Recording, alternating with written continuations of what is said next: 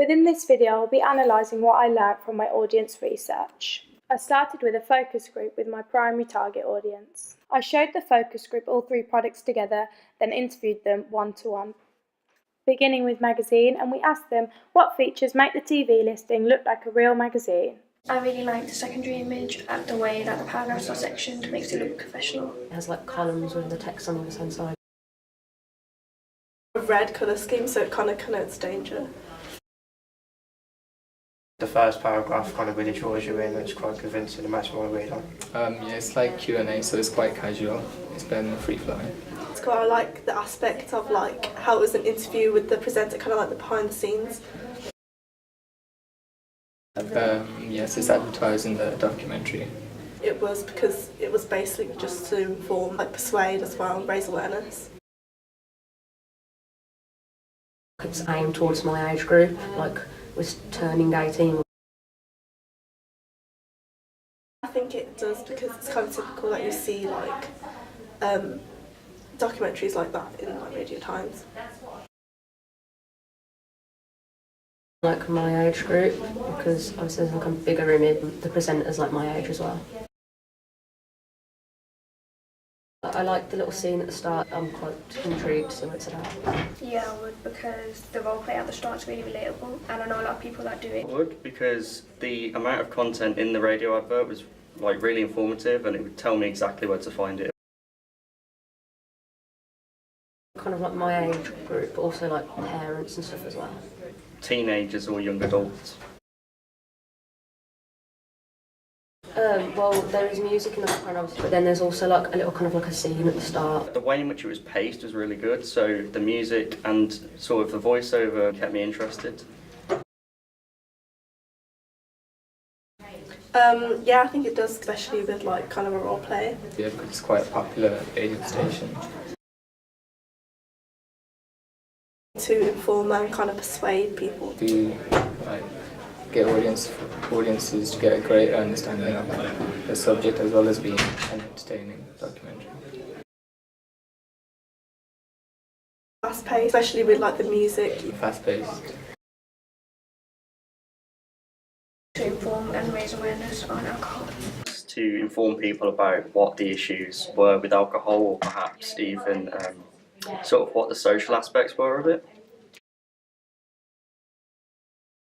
Background footage over the interviews made it look quite realistic because it helped link a lot of the things the experts were saying with real life.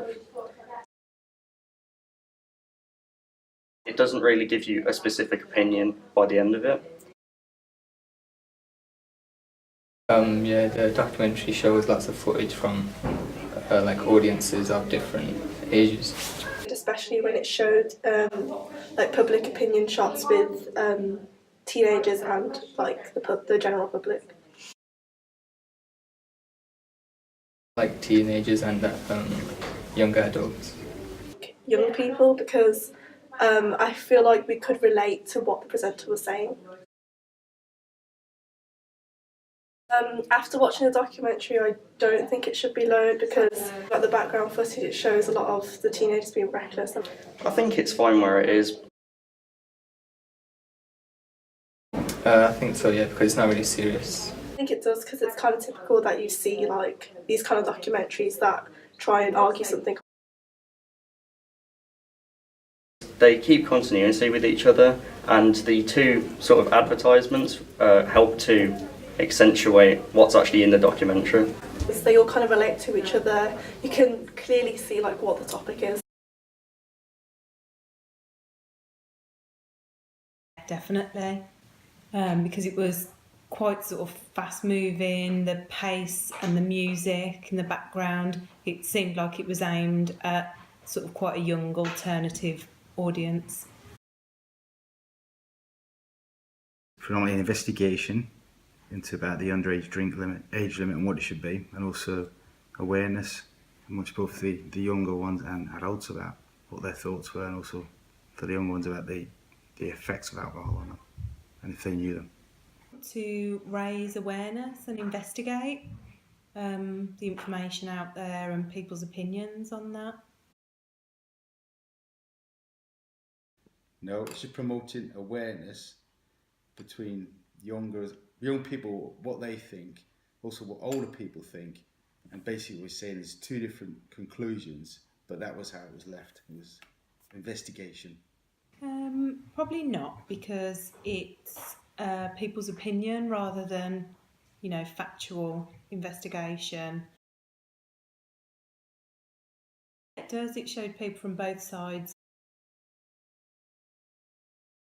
Teenagers and young adults, the style of the speaking and the conversation. It's like the role play you get on sort of commercial adverts on radios. Yeah, I probably would, because it sounds like something that I should be more informed about, and it'd affect me because I've got teenage children. To increase the number of viewers for the documentary and gain people's interest in it. Yes, very lively, quite catchy. We'd expect on the radio to sort of get your attention quite quickly and bring you in. Yeah, definitely. It was really clear and easy to read, really organised, and I would sort of recognise that style in the Radio Times. Well, I thought the photos and the headlines looked really professional and sort of eye-grabbing before you've read the article. The headline was very catchy, punchy. The composition of the whole sort of page just drew you in with the large caption for each paragraph. Yes, the magazine was quite punchy. Some keywords, happy hours, teenager going to drink regardless. Some sort of headline statements that sort of drew me in. It looked like it'd be, really interesting and informative of people's opinions on the underage drinking situation in the country. I really liked the question and answer, and I thought the way the presenter answered the question seemed really humorous and informed.